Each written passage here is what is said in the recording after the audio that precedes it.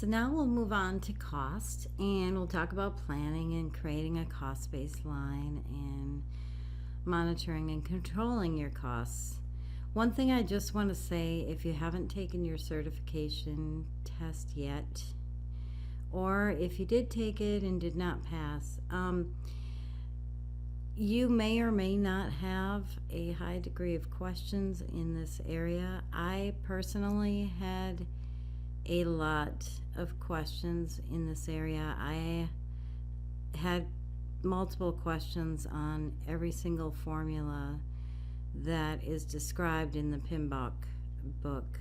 So I guess you have a rare chance of getting a high math test, and I had the high math test. So I just wanted to just make a statement to pay attention to all of the calculations within the cost management area, and I will move on to cost management. So in your planning, you'll want to, just like with scheduling, include your processes and tools, unless of course your organization already has those in place. So if you need new ones, though, those should be documented within your plan. And how you're going to estimate. So this might be a little bit different than scheduling, some similarities, but the question being, are you going to use dollar estimates, or are you going to use human resource hours for some of your estimates versus dollars for materials, supplies, equipment? And then will you be hiring contractors where you'll need to get bids? And if so, how are you planning on doing those estimates with the need of taking the bids? And the bids could have a wide range of costs. So in the planning phase, you should lay out how you are going to approach this and get those estimates. And then also with the estimates, you should call out in your planning the accuracy of them, which ones were assumed versus fixed versus an accuracy rate that you would need to apply to those. And then will you have thresholds, and if so, how will you control those? So that should be laid out in your planning. And funding needs. So for your project, if you have materials or equipment to purchase, will you be leasing that? Will you be purchasing it? How will that be funded? And then what will the performance rules be? What metrics will you use? What rules are in place? How will you be reporting on those? How will you be analyzing those? What tools or methods or processes will you use for measuring the performance of the cost of the project? And then how will you go about reviewing your approved risks to determine if you need to have a contingency? So for estimating, your scope and schedule and resources will definitely feed into your estimates. And when I say resources, I know I said working in software is mostly human resources, but it could be any kind of other resources that you need for the project. So taking your work breakdown structure would be one part of that. That would help you with the human resource part, but it will also help determine, looking through the work breakdown structure, other resources or hardware or materials that you will need. And then your estimates need to include your bids, and performing your contingencies based on approved risks need to be a part of your estimates. And what is the cost of those risks? So ways to estimate, very similar to scheduling. So I'm not going to go into a lot of detail in these, but depending on your culture and company and or your project team, would be the different methods you would use for estimating. So when you're finished, you would have a cost baseline, but one very important note, if you do have contingencies, they do not go in the baseline.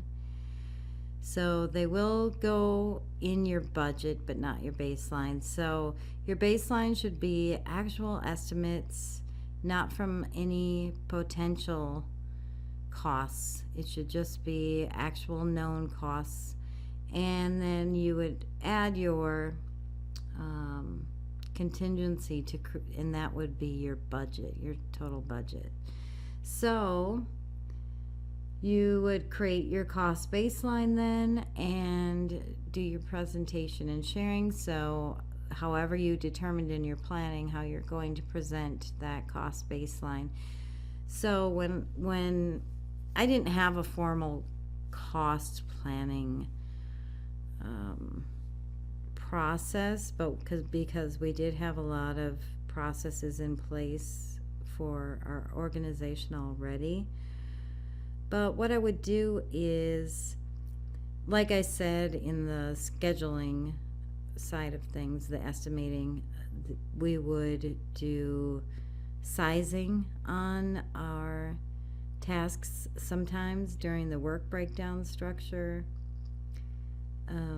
when we were creating that, and the team would already be sizing those up. So I didn't want to duplicate their work or have them in meetings where they've already provided the information. So we would get together just to estimate the items that did not get sized up during that process. So, but what I would do when I presented, because I presented to chief executives, product manager, I would have the high level, here's the size of the project, and then what I would do is come up with a dollar figure that was fairly accurate actually as to what the cost of the project would be, my cost baseline, because I had experience with the team and how they size their items and put story points on things, and it is a measurement of size, but in the real world the executives want to know time. They don't want to know if it has 25 story points, and they don't want to know if the team thinks it's large, medium, or small. They want to know the total cost of the project and how long it's going to take. So I would translate the story points or sizing, depending on how we did it, to time based on experience, and then I would do a calculation to determine based on salaries how much that would cost. So I would have a total cost, and then I would present it so that I could drill down to show them where those costs were coming from, because usually we did have those discussions and they had those questions. So, and then you would use your cost baseline also for controlling and monitoring. So, and then you, like I said, you would determine your budget, and that would be based on cost baseline plus reserves. So if you have contingency reserves within the project, and if the organization had other reserves on hand, you would add those into, and that would be your total budget, but your baseline would not include those.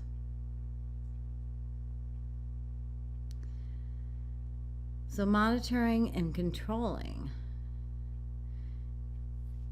Monitoring performance with your costs you would want to do a performance analysis to know, okay, we budgeted this much, we had a baseline of what we expected to be spending by this date, and where are we at? Are we over budget, under budget? And the nice thing about tracking that is you can predict whether you've got a risk that needs to be addressed. So earned value management is very helpful. It's a method to use to calculate performance of your project, and it calculates the performance of cost and your scope and your time, and that's very helpful so that you can identify any variances in any one of those three, so that performance of those are done at the same time using this method. And I highly recommend that you look in the PMBOK guide and review the earned value management strategies, because it's very, very helpful, and it's so simple to set up. I mean, you could set it up in a spreadsheet very quickly and use graphs to see it. So, and I'll show you an example in the next slide. And then your 2 complete performance index will show you, whether you are on track or not. So this helps you determine whether you need to take action and make a change if your budget's gonna go off track or not. So with that, your earned value management includes your planned value. So what did you plan for? And then it looks at what your actual costs are to date. So you planned for spending a certain amount of money by this date, but here's what you actually spent. And then your earned value is related to what work has gotten done as of that date. So you had in your plan that you would have X, Y, and Z done by this date, and your earned value will show you a percentage of work done. And I know a lot of people have asked me before, because we've calculated earned value in the past, and it's like, well, what if somebody just started something versus someone who's almost finished with something? You have to determine, and that could go into your plan, how you will handle that. So for me, if somebody's already started a task or something that's large, apply 50%, that they're 50% complete, and then when they're finished, apply the other 50%. That's like the 50-50 rule. Otherwise, your project management software for your scheduling software, not the project management plan, but your schedule, may already calculate that if your people on your team are entering their work, doing a work log.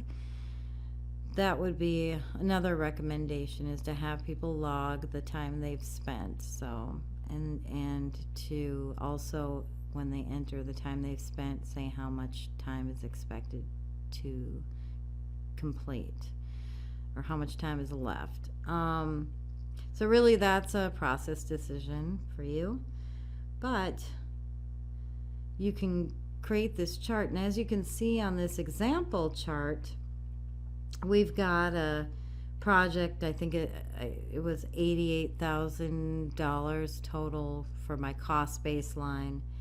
And then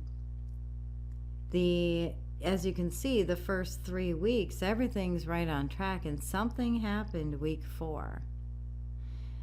And both the actual cost and the earned value went down. That means we're not getting done as much as we said we were going to get done, the earned value. But we're not spending as much as we thought we were going to spend. So we're under budget. But is that good? No, because the work's not getting done. So what's going on? So you can see there that something happened, and it could be, maybe you lost some staff, and they were taken away to work on a different priority, and you haven't spent as much money because you haven't had to. You didn't have the resources to be able to spend that money. So even though you're under budget, that's not necessarily a good thing. It looks like the project might not be completed on time. So I would need to go in and try to figure out whether it's going to impact our cost, our scope, or our schedule. And this, just a quick glance at this chart, you can see when you need to take action if you're monitoring it, like on a weekly basis, or if it's a very large project, a monthly basis. So, like I said, we need to control our performance, and that is identifying what needs to change. So if you do see a variance in your analysis, then you have to identify what do we do about that, and determine what your risk response is going to be.